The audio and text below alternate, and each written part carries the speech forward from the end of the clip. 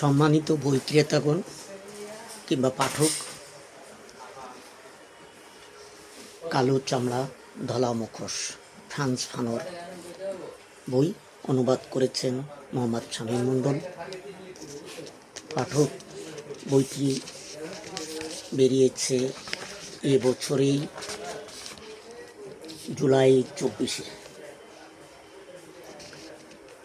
বইটি ফ্রান্স ফানোর সম্পর্কে এখানে যে বিষয়টি বলা হয়েছে সেটা হচ্ছে ফ্রান্স ফানো জন্ম ক্যারিবীয় দ্বীপ মার্তিনিকে 1925 সালে, মৃত্যু চিকিৎসারত অবস্থায় 1961 সালের ডিসেম্বর মাসে।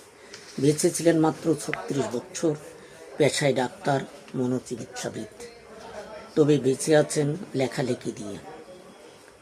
প্রভাবিত হয়েছেন সময়ের উজ্জ্বল সব মানুষ দ্বারা,